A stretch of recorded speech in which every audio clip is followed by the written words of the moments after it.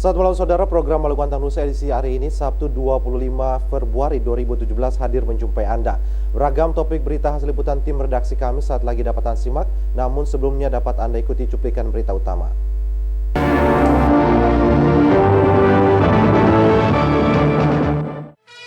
Wakil Presiden dijadwalkan tutup Tanwir Muhammadiyah besok. Negara banyak berpihak kepada pengusaha besar.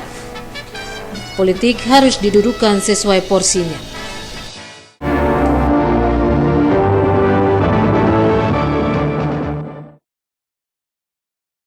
Demikian tadi cuplikan berita utama Maluku Antang Nusa malam ini, di samping sejumlah berita lainnya hasil liputan tim redaksi kami. Saya Henry Nanlohina, Maluku Antang Nusa selengkapnya.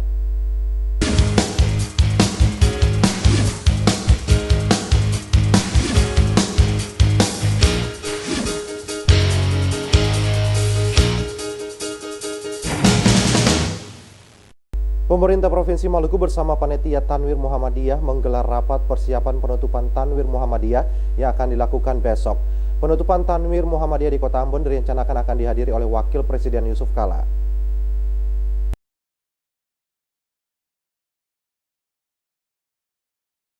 Tanwir Muhammadiyah yang berlangsung di Kota Ambon dijadwalkan berakhir besok. Jelang penutupan Tanwir Muhammadiyah, pemerintah Provinsi Maluku bersama panitia menggelar rapat bersama Jumat malam. Rapat bersama yang dipimpin Wakil Gubernur Maluku Said Sauburua selaku Ketua Panitia Tanwir Muhammadiyah dihadiri pula oleh Pas Pampres Wakil Presiden.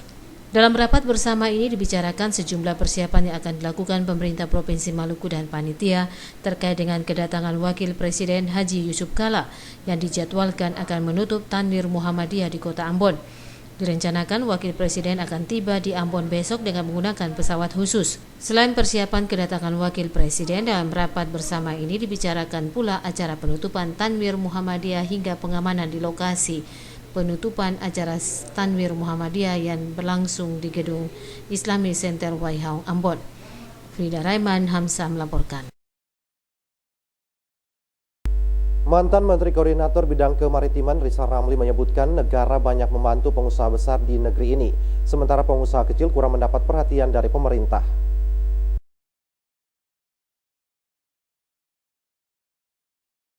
Hal itu disampaikan mantan Menteri Koordinator Bidang Kemaritiman Rizal Ramli saat menyampaikan materi terkait dengan kedaulatan ekonomi, politik, dan hukum di hadapan peserta Tanwir Muhammadiyah di Kota Ambon hari ini. Menurut Ramli, struktur ekonomi Indonesia saat ini diibaratkan bagaikan gelas anggur, di mana pada posisi atas banyak ditempati pengusaha besar dan mapan, sementara di bagian bawah adalah pengusaha kecil rumah tangga yang masih kesulitan. Posisi pengusaha besar dan mapan di Indonesia saat ini mendapat dukungan dari pemerintah, sementara pengusaha kecil kurang diperhatikan. Apabila struktur ekonomi Indonesia seperti itu tidak dirubah, kata Ramli, jangan berharap kedaulatan ekonomi kerakyatan di negeri ini akan terwujud. Puluhan tahun, struktur ekonomi Indonesia bagaikan gelas anggur ini. Di atasnya, sekelompok kecil, ada ratusan pengusaha skala besar dan BUMN yang tidak efisien, yang selama ini diberikan khusus perlindungan, privilege, bantuan untuk terus menjadi besar. Sekarang mereka sudah sangat kaya raya, mereka membeli kebijakan. Jadi tidak aneh kalau kebijakannya itu jarang yang menyentuh rakyat, karena kebijakan yang penting-penting sudah dibeli oleh yang atas ini. Di bawahnya kecil sekali. Artinya pengusaha menengah yang independen nyaris tidak ada. Rizal Ramli menjelaskan apabila kita ingin menjadi negara berdaulat ekonomi sosial, maka struktur ekonominya harus dirubah. Untuk merubah hal itu butuh komitmen semua anak bangsa di negeri ini termasuk Muhammadiyah dan NU. Struktur ekonomi Indonesia berupa gelas anggur harus menjadi struktur piramida. Frida Raiman Hamzah melaporkan. Dalam rangka mengedepankan kedaulatan dan keadilan di Indonesia membutuhkan peran politik.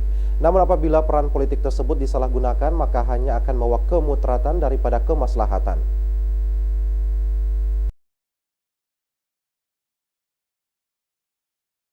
Sejumlah tokoh nasional hadir sebagai pembicara dalam seminar Tanwir Muhammadiyah di Kota Ambon hari ini.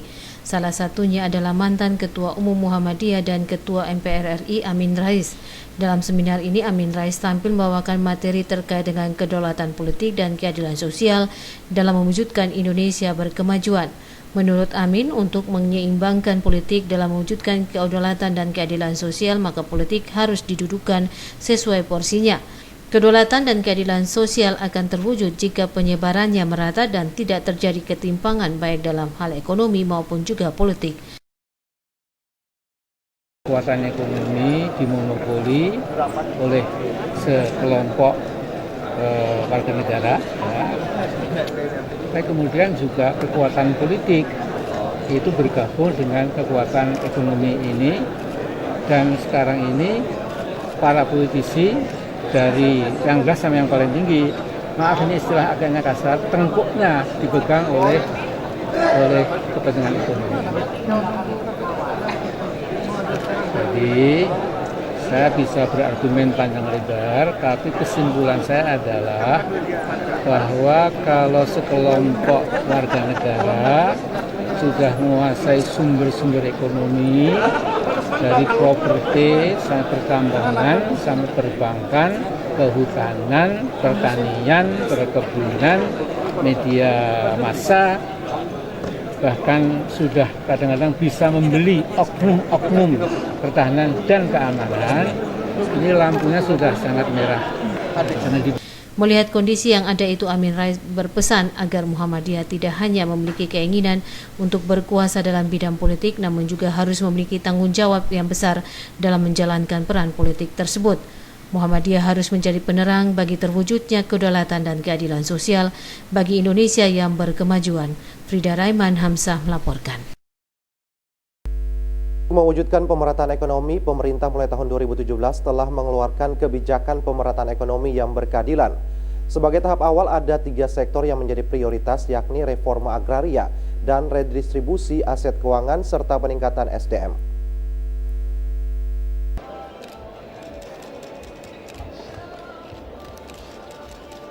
Pemerintah pusat mulai tahun 2017 telah mengeluarkan kebijakan pemerataan ekonomi yang berkeadilan. Kebijakan ekonomi yang berkeadilan tersebut difokuskan pada 3 bidang masing-masing, reforma agraria dan redistribusi aset, asas keuangan, dan peningkatan sumber daya manusia. Khusus untuk reforma agraria dan redistribusi aset, pemerintah akan mendorong penerbitan sertifikat setiap tahun bagi masyarakat terus meningkat. Hal itu disampaikan Presiden Joko Widodo. Menurut Presiden, kebijakan reforma agraria akan dilakukan dengan mensertifikatkan tanah yang belum memiliki sertifikat. Saat ini jumlah tanah yang baru disertifikat hanya 46 juta hektar dari jumlah tanah yang ada, yakni 106 juta hektar. Pemerintah akan mendorong Kementerian Badan Pertanahan Nasional untuk setiap tahun bisa mengeluarkan sertifikat tanah sebanyak mungkin. Selain itu, pemerintah juga menginginkan agar masyarakat di negeri ini memiliki sertifikat yang sah di atas tanah mereka tempati. Dari data yang kita miliki, sekarang ini ada 106 juta bidang tanah yang bersertifikat baru 46 juta. Separuh lebih belum bersertifikat. Artinya rakyat menduduki sebuah lahan, tetapi status hukumnya tidak ada. Inilah yang saya sudah perintahkan, kebetulan hadir Pak Menteri BPN, agar setiap tahun penyelesaian sertifikat biasanya hanya 500.000, saya minta tahun ini 5 juta, tahun depan 7 juta sertifikat, tahun depannya lagi 9 juta sertifikat harus diberikan pada rakyat.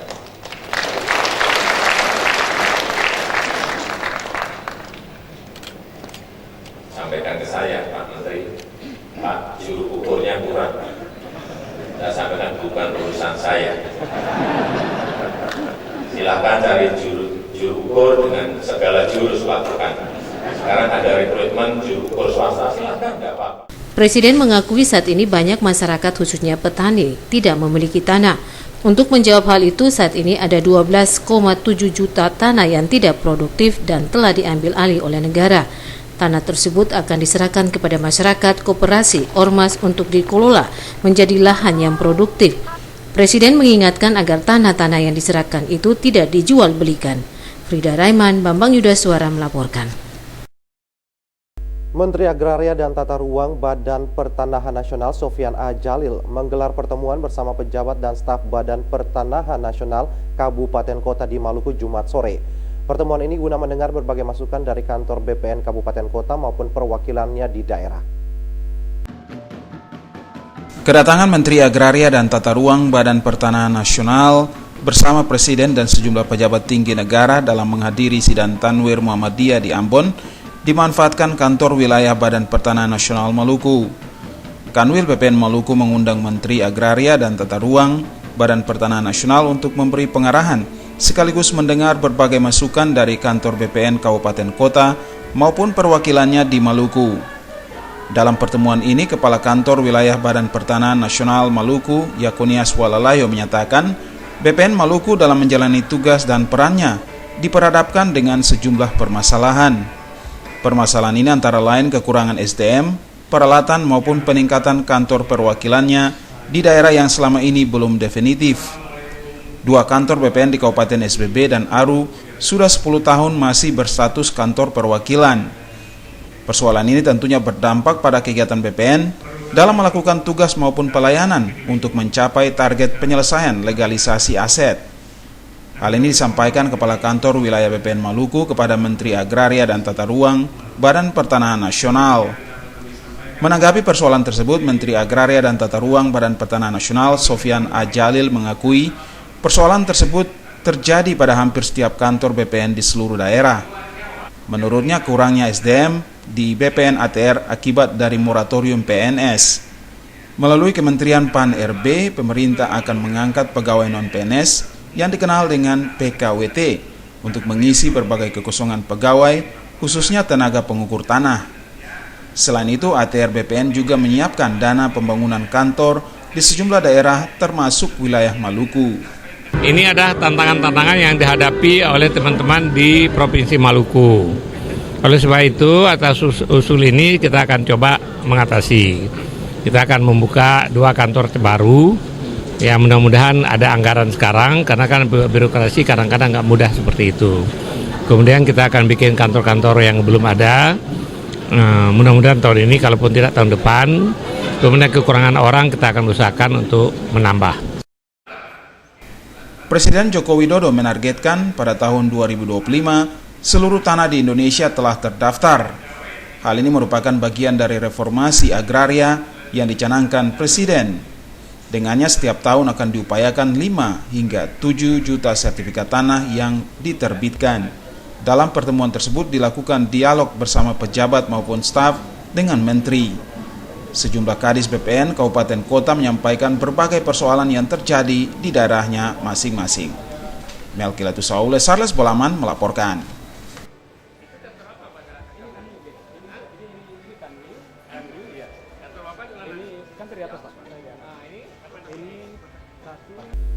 Menteri Agama Republik Indonesia Lukman Hakim Saifuddin mengingatkan aparat sipil negara di daerah ini sebagai instansi yang membawa misi agama dan moral.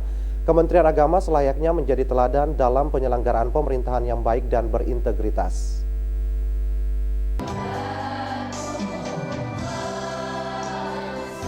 Harapan itu disampaikan Menteri Agama Lukman Hakim Saifuddin ketika bersilaturahmi dengan jajaran Kementerian Agama Maluku kemarin di Ambon. Menteri lebih jauh menjelaskan Indonesia adalah negara yang dibangun di atas keragaman suku, agama, ras, budaya, dan bahasa. Keberagaman tersebut telah dikuatkan dengan satu semboyan yakni Bhinneka Tunggal Ika. Keberagaman itu mutlak adanya sebagai anugerah Tuhan, namun jajaran Kementerian Agama harus mengelolanya dengan baik agar selalu berada dalam suasana kerukunan yang aman dan damai. Rangka tidak hanya silaturahim, tapi juga sekaligus meneguhkan komitmen kita sebagai keluarga besar Kementerian Agama yang mengemban misi suci bagaimana agar kita bisa memposisikan agama sebagai sesuatu yang justru merekatkan ikatan kebangsaan kita sebagai satu keluarga besar bangsa Indonesia, meskipun kita berada di tengah-tengah kemajemukan keragaman agama yang kita anut, etnis yang ada, suku bangsa, bahasa, budaya, dan lain sebagainya. Tapi kita diikat dengan satu bangsa, dan yang tidak kalah pentingnya adalah kita diikat dengan kesamaan kita dalam menjunjung tinggi nilai-nilai agama. Di hadapan jajaran Kementerian Agama, Menteri Lukman Hakim mengatakan pembangunan tata kelola pemerintahan yang baik merupakan salah satu indikator dari 5 budaya yang diemban Kementerian Agama, yakni integritas, profesional, inovasi, tanggung jawab, dan keteladanan. Pilar integritas dan keteladanan menjadi perhatian serius. Lukman Hakim Saifuddin mengatakan seluruh jajaran Kementerian Agama harus berkomitmen untuk bekerja keras dan kerja cerdas untuk meningkatkan kualitas dan integritas dengan tetap menjunjung tinggi sikap ikhlas dalam rangka mewujudkan tata kelola pemerintahan yang baik. Sebagai salah satu institusi pemerintah, Kementerian Agama harus berperan penting dalam mendukung terselenggaranya pemerintahan yang baik, termasuk di dalamnya memberantas praktek korupsi. Menteri Agama menaruh perhatian serius dalam pemberantasan korupsi di Kementerian Agama, bukan hanya untuk meningkatkan citra dan kinerja institusi yang dipimpinnya, namun lebih dari itu juga karena Kementerian Agama harus menjadi teladan dan berada di garda terdepan dalam pembangunan moral dan karakter bangsa, termasuk dalam memberantas korupsi. Praktek korupsi menurutnya biarlah menjadi cerita masa lalu. Kakanwil Agama Maluku Faisal Musaad mengatakan kerukunan umat beragama di Maluku akan semakin membaik dari tahun ke tahun. Karenanya Maluku akan dijadikan sebagai laboratorium kerukunan. Rahmalatu Konsina dan Junaidi Asril melaporkan. Komisi Pemilihan Umum Kabupaten Seram Bagian Barat menetapkan pasangan calon nomor urut 4 Muhammad Yasin Payapo Timotius Akerina atau Yakin sebagai pemenang Pilkada Seram Bagian Barat. Hasil pleno rekapitulasi penghitungan suara Pilkada SBB itu hanya ditandatangani saksi pasangan Yakin.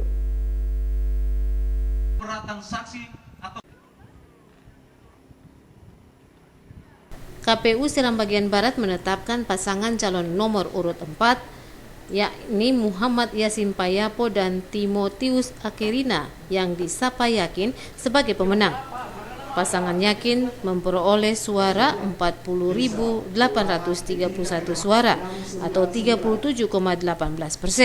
Disusul pasangan Ina Ama 37.720 atau 28,18%. Pasangan Rodal meraih 24.413 suara atau 22,23% dan pasangan Tuntas memperoleh suara 13.846 atau 12,60%. Pleno KPU Seram Bagian Barat itu diwarnai instruksi dari sejumlah saksi pasangan calon. Sejumlah saksi mengungkapkan berbagai persoalan yang ditemukan selama proses pemilihan. Di antaranya ada dugaan penggunaan 2,5% surat suara cadangan. Saksi juga mengungkapkan berbagai pelanggaran selama proses pemilihan. Hasil penetapan perhitungan suara pleno KPU SBB tidak ditandatangani saksi dari pasangan calon nomor urut 1, 2, 3. Berita acara DB1 KWK hanya ditandatangani saksi dari pasangan calon nomor urut 4. Ketua KPU Seram Bagian Barat Silehu Ahmad mengatakan persoalan pelanggaran yang diajukan beberapa saksi itu seharusnya diserahkan ke Panwas SBB. KPU SBB menyatakan siap bertanggung jawab bila ada pasangan calon yang melakukan gugatan ke Mahkamah Konstitusi. Lalu jalan MK atau apa silakan, silakan. Tapi kalau tetap memutuskan, ya. Tapi tetap mengesahkan, tetap mengesahkan, dan sudah disahkan jam 5 kali. Nanti akan selesai. Untuk paslon nomor 4, dan jumlahnya tetap seperti bapak-bapak ini, teman-teman yang di luar, hasilnya itu dan 40.000. Saksi dari pasangan calon nomor urut 1 dan 2 Yakin, pasangan Rodal dan Ina Ama akan melaporkan KPU Seram Bagian Barat ke DKPP. Pasalnya KPU Seram Bagian Barat menilai telah melakukan pelanggaran tindak pidana pemilu. Dari Piru, Wahid Hukul melaporkan. Koperasi Kredit Mader Fanangar Sabtu pagi menggelar rapat anggota tahunan Tahun Buku 2016. Ketua Pengurus Ignatius Takandare mengakui tumbuhnya berbagai lembaga keuangan mendesak koperasi untuk bersaing dan terus berkembang.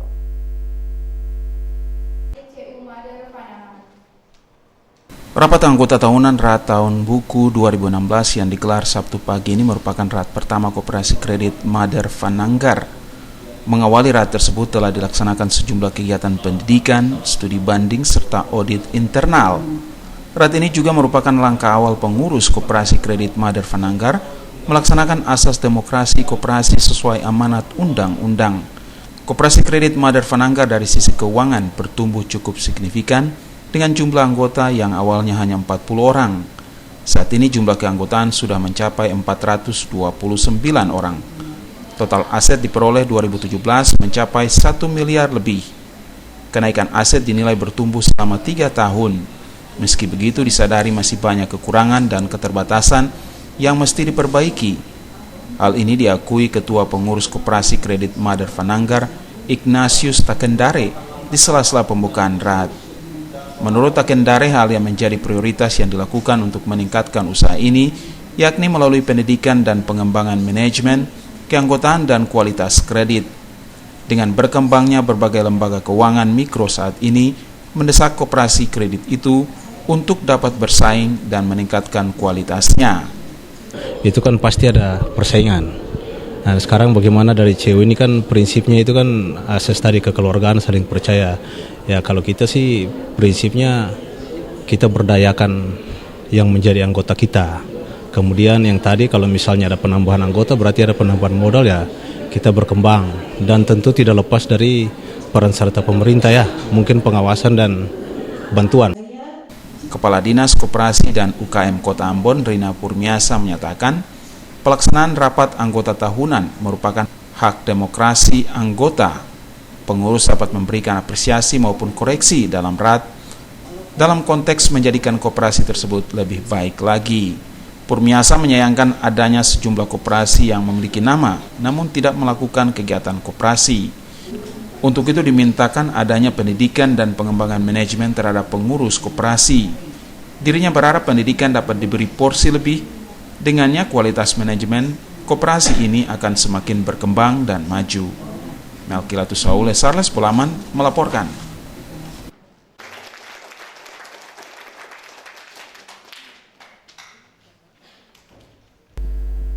Saudara, film Salawaku yang diputar di sejumlah bioskop di tanah air menjadi ajang promosi bagi Maluku di tingkat nasional maupun internasional.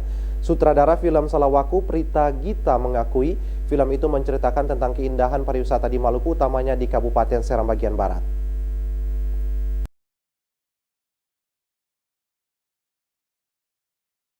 Pemain film primer Salawaku menggelar nonton bareng bersama masyarakat di Kota Ambon. Nonton bareng itu merupakan bagian dalam mempromosikan Maluku dalam kancah nasional maupun internasional. Sutradara film Salawaku, Prita Gita, mengakui pembuatan film Salawaku diproduksi pada tahun 2015 lalu. Film itu menceritakan tentang adat istiadat dan keindahan pariwisata di Maluku, utamanya di Kabupaten Seram bagian barat. Gita berharap film itu menjadi bagian dalam meningkatkan kreativitas anak negeri. Ini film tentang pencarian aja, perbandingan antara anak seseorang yang tidak ingin bersama sama siapa-siapa selain dirinya sendiri dibandingkan dengan orang yang selalu ingin bersama dengan orang lain yang dicintainya. Jadi sebenarnya itu tentang drama keluarga, tentang cinta keluarga antara seorang kakak, antara seorang adik ke kakaknya, dan tentang pencarian jati diri aja sih sebenarnya. Pemain film Salawaku, Karina Sali, mengakui keindahan alam Maluku luar biasa. Sali mengajak masyarakat Maluku dapat menjaga keindahan alam, utamanya terumbu karang. Karina yang berperan sebagai gadis bernama Saras sangat gembira berperan sebagai anak Jakarta yang datang di Maluku. Pesan saya selama syuting di Maluku, nomor satu memang alamnya luar biasa. Jadi sebenarnya tuh saya dari dulu memang kalau punya rezeki tuh selalu di kepala aku tuh pengennya traveling ke luar negeri dulu. Jadi emang nggak pernah tertarik mau jelajah Indonesia sebelumnya gitu. Mungkin karena aku belum tahu juga, belum pernah ngulik juga kalau di Indonesia masih banyak banget yang harus didatengin gitu. Terus pada saat dapat kesempatan syuting film ini, ngelihat langsung gimana Indonesia bagian timur itu alamnya bagus banget, air terjun Lumoli ya waktu itu yang bagus banget. Terus ada di film Salawaku ini ada scene dimana di atas bukit gitu, view-nya itu luar biasa, lautnya juga gila. Jadi kalau ditanya kesannya apa, ya memang alam Indonesia itu luar biasa, belum ada yang ngalahin menurut saya. Sementara Elko Kastanya yang berperan sebagai Salawaku sangat bangga menceritakan tentang keindahan alam Maluku. Kastanya berharap melalui film Salawaku dapat menjadi media pemersatu dalam mempromosikan dinasti pariwisata utamanya di Kabupaten Seram bagian Barat. Saya dengan mendapat penghargaan ini, saya memberikan motivasi kepada anak-anak Maluku. Semoga anak-anak yang masih yang pintar berakting, semoga menjadi pemeran terbaik, bisa membawa daerahnya ke luar negeri dan juga membawa daerahnya ke dunia akting gitu. Film Salawaku karya anak negeri resmi diputar di seluruh bioskop di tanah air kemarin. Film itu telah mendapat sejumlah penghargaan sebagai pemenang film Indonesia kategori film panjang terbaik. Selain itu juga film Salawaku menjadi nominasi terbaik Tokyo Internasional tahun 2016 dan akan diputar di ajang festival di Eropa. Panile Tahid melaporkan. Rektor Universitas Kristen Maluku Cornelis Adelov Alnoya melepas 256 mahasiswa kuliah kerja nyata UKIM Ambon angkatan ke-42 tahun 2016-2017. Pelepasan mahasiswa KKN UKIM Ambon pagi tadi dilakukan di lahan UKIM di Desa Suli, Kecamatan Salahutu. Jemaat GPM Banda yang kami hormati Bapak Ibu pengelola. Pada tahun ajaran 2016-2017, Universitas Kristen Maluku UKIM Ambon kembali melepas 256 mahasiswa untuk mengikuti kuliah kerja nyata KKN. 256 mahasiswa ini nantinya akan ditempatkan pada sejumlah desa di Kota Ambon dan Maluku Tengah selama 3 bulan. Ketua Yayasan Perguruan Tinggi GPM Maluku Thomas Penturi berharap kepada 256 mahasiswa dari berbagai jurusan tersebut akan mengikuti praktek kuliah kerja nyata ini dengan baik dan menjaga nama baik institusi serta menjaga disiplin selama menjalani proses kuliah kerja nyata di desa setempat. Rektor UKIM Ambon Cornelis Rudolf Aliona saat melepas 256 mahasiswa KKN UKIM pagi tadi mengatakan kuliah kerja nyata sangat penting bagi UKIM karena mahasiswa yang mencapai sekian semester dituntut untuk menggunakan seluruh ilmu pengetahuan untuk menyikapi realitas sebagai cendekiawan muda berbakat. Pelepasan mahasiswa KKN UKIM di lahan UKIM baru di Desa Suli seluas 22 hektar ini adalah pemberian pemerintah negeri dan masyarakat Suli karena ikut peduli terhadap pendidikan. Aliona mengatakan kali ini mahasiswa KKN UKIM sebagai intelektual muda berpotensi kembali membuat sejarah dengan ikut serta dalam iring-iringan gerakan UKIM masuk Suli sesuai deklarasi WINIB 2016.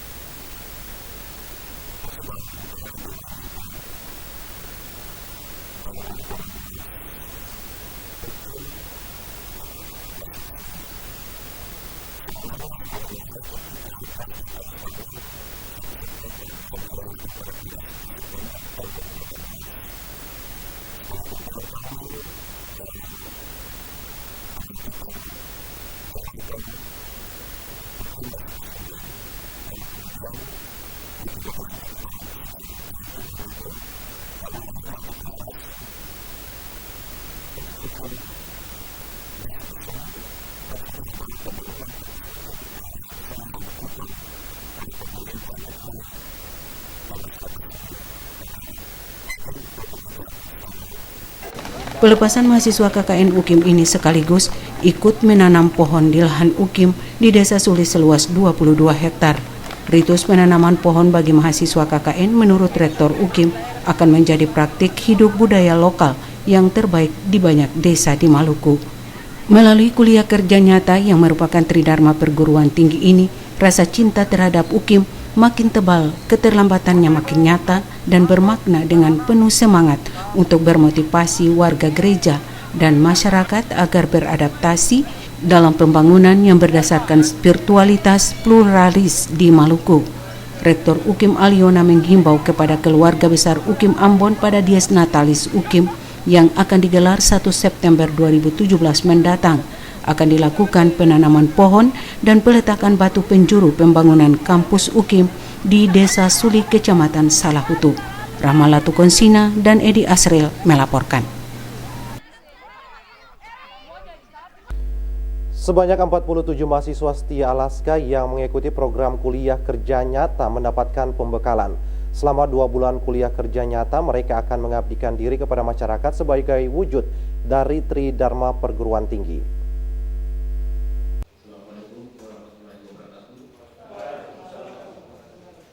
Sekolah Tinggi Ilmu Administrasi Abdul Aziz Kataloka Setia Alaska Ambon kembali melepas mahasiswanya untuk mengabdikan kepada masyarakat. Hal itu dilakukan Setia Alaska Ambon melalui program kuliah kerja nyata. Ketua Panitia KKN Setia Alaska Lazali Esos Eskom mengatakan, mahasiswa yang tergabung dalam KKN Angkatan ke-12 tahun 2017 itu sebanyak 47 orang. Menurutnya KKN Setia Alaska dilakukan 1 bulan lebih awal dari program sebelumnya. Dimaksudkan untuk memudahkan mahasiswa menyelesaikan studinya di tahun 2017. Pelepasan mahasiswa KKN dilakukan Ketua Setia Alaska Ambon Dr. Andus Jainal Regi Funwarin MSI. Regi Funwarin mengatakan program KKN yang dilaksanakan ini merupakan perwujudan dari salah satu Tridharma Perguruan Tinggi. Dengan melakukan KKN, mahasiswa akan menyadari ke depan mereka juga akan kembali ke masyarakat. Selain itu, melalui program KKN ini, mahasiswa akan mengimplementasikan teori yang diperoleh selama perkuliahan. Sementara itu, Ketua 1 Setia Alaska Syukur Suwasi mengatakan mahasiswa KKN tahun ini selain mereka mengabdikan diri kepada masyarakat melalui program non-fisik, mereka juga akan melakukan sejumlah kegiatan di sekitar kampus. Kegiatan yang dilakukan mahasiswa KKN di sekitar kampus diantaranya pembuatan talut pengaman ruangan yang saat ini terancam longsor. Gelombang KKN kali ini masih tetap dipertahankan untuk penataan lingkungan kampus karena memang lingkungan kampus Setia Alaska ini masih perlu pembenahan dan penataan, terutama ada beberapa hal yang terkait dengan pengamanan. Misalnya ada pembangunan talut di bagian belakang daripada gedung Setia Alaska karena ini kita mengingat musim hujan yang akan datang. Kemudian juga akan dilakukan kerjasama dengan RT yang ada di sekitar kampus untuk melakukan penataan penduduk. RT itu yang juga merupakan bagian daripada program mahasiswa KKN Angkatan 12 2017 ini. Pada acara pelepasan itu, mahasiswa KKN juga mendapatkan pembekalan dari sejumlah dosen senior, diantaranya pembina Setia Alaska Yusuf Madubun, Wahab Tuanaya, dan Sulaiman Angkotasan. Hamjatomia melaporkan. Manajemen Sekolah Tinggi Ilmu Administrasi Abdul Aziz Kataloka Ambon tengah membentuk tim reakreditasi 2 program studi yang dimiliki. Kesiapan reakreditasi 2 program studi tersebut sebagai komitmen meningkatkan kualitas pendidikan di Setia Alaska.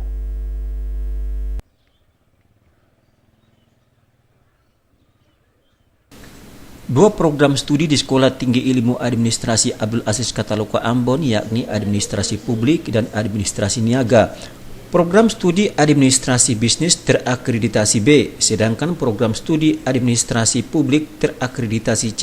Ketua 1 Setia Alaska Ambon Syukur Suwasiu mengatakan saat ini pihaknya sedang membentuk tim untuk menyiapkan berbagai syarat dan administrasi reakreditasi kedua program itu. Berbagai sarana juga telah disiapkan berupa ruang perkuliahan yang memadai, dilengkapi laboratorium komputer dan perpustakaan. Selain itu, saat ini juga pemerintah Kota Ambon sedang membangun jalan dan jembatan menuju kampus Setia Alaska. Sekarang tim sementara bekerja untuk menyusun borang akreditasi untuk kita melakukan reakreditasi program studi dari program studi administrasi negara dan program studi administrasi bisnis untuk akan segera dikirim ke Ban PT untuk dilakukan verifikasi dan pada akhirnya mereka mau turun untuk visitasi di kampus Setia Alaska. Syukur Swasiu mengaku dari tahun ke tahun minat masyarakat untuk kuliah di Setia Alaska makin meningkat. Kondisi itu mendorong Setia Alaska membuka kelas extension yang diperuntukkan bagi PNS maupun masyarakat yang akan melanjutkan studinya di S1. Jumlah mahasiswa kelas extension saat ini sebanyak 30 orang dan telah berada di semester 2. Dengan tingginya minat masyarakat itu mendorong semangat Setia Alaska segera meningkatkan akreditasi kedua program studi. Hamzah Tumia melaporkan. Pengumuman hasil seleksi guru kontrak pada Dinas Pendidikan Kabupaten Seram bagian Timur menuai protes. Sejumlah peserta mengamuk karena menilai hasil seleksi tersebut merupakan permainan pihak tertentu.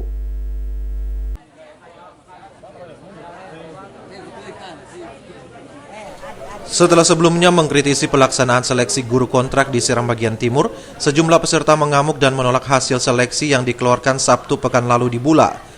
Pengumuman yang ditempelkan di kantor Dinas Pendidikan setempat itu diprotes peserta seleksi karena adanya sejumlah kejanggalan. Senin pagi sejumlah peserta pun mengamuk di kantor Dinas Pendidikan Seram bagian Timur. Mereka mempertanyakan hasil seleksi tersebut. Ada sejumlah kejanggalan yang ditemui para peserta, antara lain terdapat nama yang tercantum sebagai peserta yang lolos semua tahapan seleksi, padahal mereka diketahui tidak maksimal dalam mengikuti seleksi karena tidak mampu mengikuti tahapan seleksi hingga selesai. Bahkan ada nomor peserta yang tertera pada lembaran keputusan hasil seleksi, namun diganti dengan nama orang lain. Peserta yang kecewa dengan hasil tersebut berencana melakukan aksi demonstrasi menolak penetapan seleksi itu. Mereka juga kecewa panitia tidak memberikan penjelasan terkait beberapa persoalan yang ditemukan. Menanggapi hal itu, Kepala Dinas Pendidikan Seram bagian Timur Ahmad Rumaratu mengatakan, pada prinsipnya panitia seleksi guru kontrak di Dinas Pendidikan Seram bagian Timur telah bekerja secara profesional.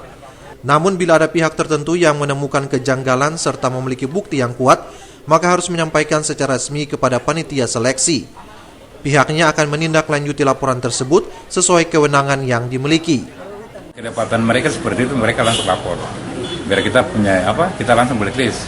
Kalau tadi ikut tes, terus tiba-tiba nama dipakai, kami Kepala Dinas mengambil langkah-langkah seperti itu. Dari Bula Seram bagian Timur, Mansur Boinau melaporkan.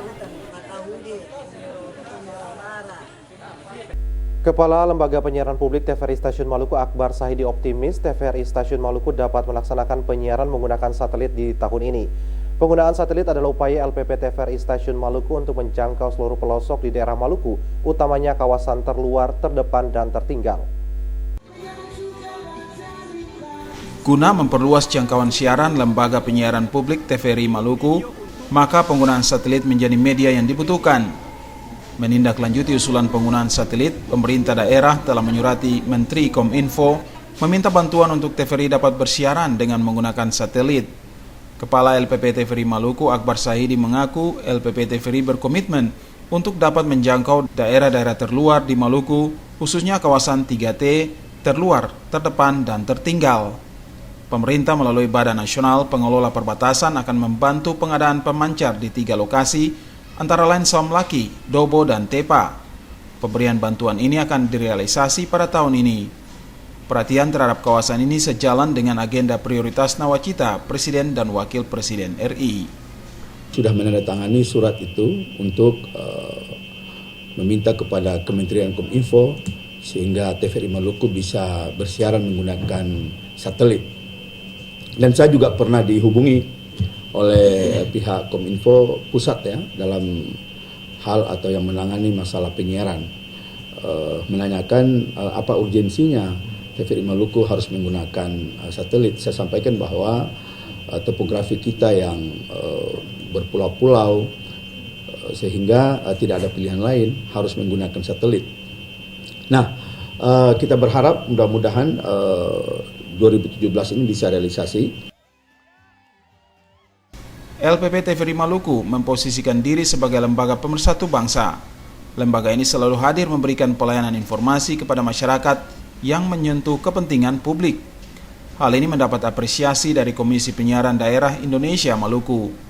Kepercayaan ini pula diberikan Komisi Pemilihan Umum Provinsi Maluku kepada LPP TVRI Maluku menyiarkan berbagai debat kandidat jelang pilkada serentak yang baru selesai.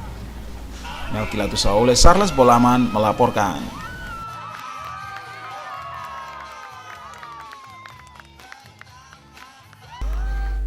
Lembaga penyiaran publik TVRI Stasiun Maluku kini genap berusia 24 tahun.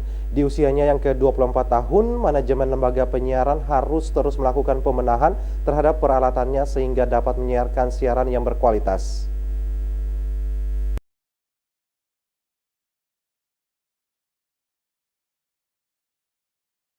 Tanpa terasa, lembaga penyiaran publik LPP TVRI Stasiun Maluku hari ini telah memasuki usia yang ke-24 tahun. Itu berarti lembaga penyiaran publik ini telah bersama-sama dengan masyarakat di daerah ini cukup lama. Berbagai informasi pembangunan yang dilakukan pemerintah maupun swasta telah disampaikan secara baik kepada masyarakat di daerah ini. Hanya saja dalam melakukan penyiaran, lembaga penyiaran publik ini harus melakukan pembenahan terhadap peralatan agar audio video yang dihasilkan dapat berkualitas. Stephen Latui Hamalo, salah satu pemirsa yang selalu menyaksikan program siaran LPP TVRI Stasiun Maluku, mengatakan secara pola TVRI Maluku sudah cukup maksimal, namun dari sisi peralatan sepertinya butuh pembenahan. Hal itu terlihat dari seringnya gangguan ketika program siaran sementara berlangsung. Bila manajemen lembaga penyiaran publik TVRI Stasiun Maluku dapat membenahi peralatan saat ini dengan peralatan yang baru, dirinya yakin program siaran yang dipancarkan LPP TVRI Stasiun Maluku dapat berkualitas. TVRI Maluku telah menjadi sebuah media penyiaran yang cukup bagus dalam mewartakan berbagai perkembangan di Maluku. Walaupun kami menemui misalnya ada beberapa kendala, misalnya sound system mungkin, tapi itu saya pikir itu masalah teknis. Tapi TVRI Maluku sangat-sangat bagus dan semoga sukses bagi TVRI Maluku.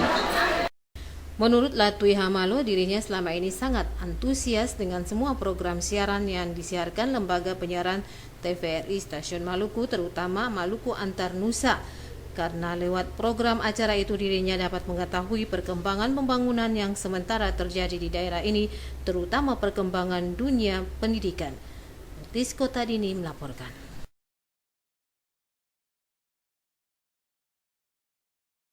Lembaga penyiaran publik LPP TVRI Stasiun Maluku berkomitmen mengambil peran dalam mendukung program penyiaran perbatasan untuk ketahanan nasional. Komitmen itu mendapat dukungan dari Komisi Penyiaran Indonesia serta Kementerian Komunikasi dan Informasi.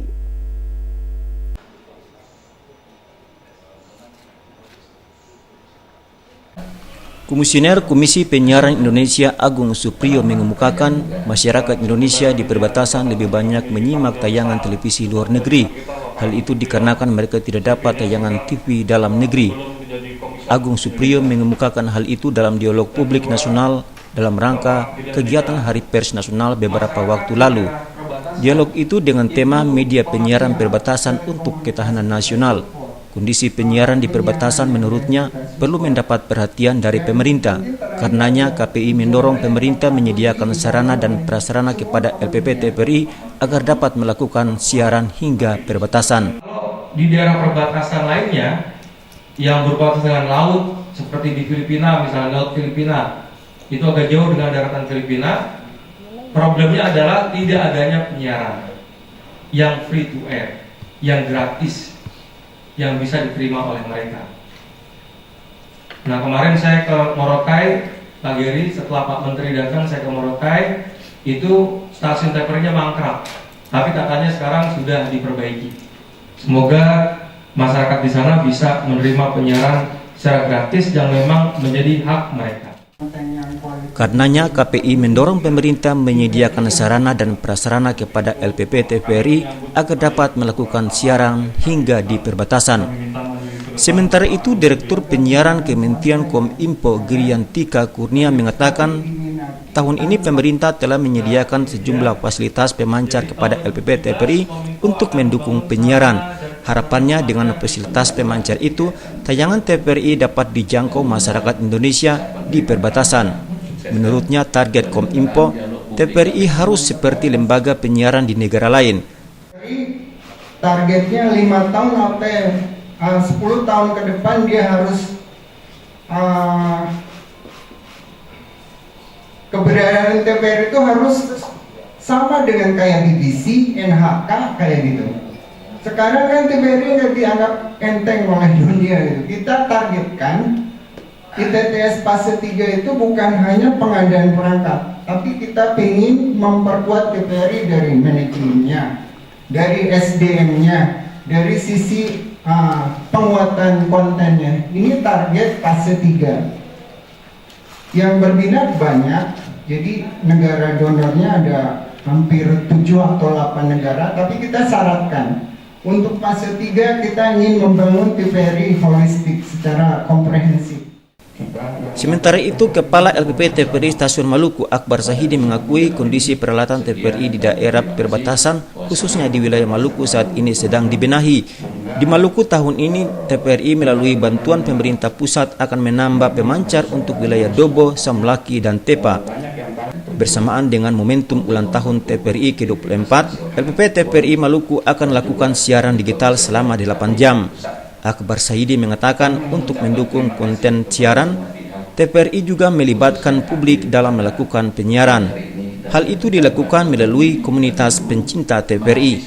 Sementara itu, Wina Armada Soekardi dari Dewan Pers mengatakan penyiaran di perbatasan sangat diperlukan untuk mendukung ketahanan nasional. Hamzah Tomia melaporkan. Pelaku pembacokan terhadap 2 pemuda warga Kelurahan Ampera, Kota Masohi Senin lalu berhasil ditangkap. Keluarga korban meminta aparat kepolisian menindak tegas pelaku dengan hukuman yang seberat-beratnya.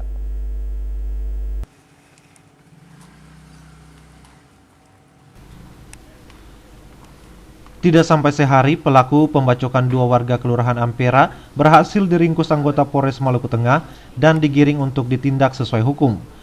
Kapolres Maluku Tengah AKBP Harli Silalahi menjelaskan, kejadian bermula saat 2 pemuda warga Kelurahan Ampera itu sedang duduk santai. Tiba-tiba datang pelaku dan langsung melakukan pembacokan. Diduga motif pembacokan itu adalah dendam lama. Tersebut. Dan sekira pukul 16.00 kemarin kita telah berhasil mengamankan pelaku Olan Nurlete di jalan, artinya pada saat yang bersangkutan hendak melarikan diri. Kedua korban penganiayaan menderita luka bacok serius di bagian kepala, tangan dan kaki, kini dirawat di RSU Masohi. Salah satu korban, Layudi Rumbia Latuamuri, harus kehilangan 5 jari tangannya dan menjalani perawatan intensif. Sementara kawannya Judi Mandale mengaku tidak tahu duduk persoalan hingga mereka dibacok. Dirinya juga mengaku tidak mengenal pelaku. Contoh apa, ketemu kita ada tidur dengan tamangnya ada main HP. Pas auto datang langsung turun potong. Pas potong tamang kita dengar bunyi 2 kali. Pas kita dibangun, pas kita mau ke kapal dong, potong kita kaki langsung lomba jalan pi.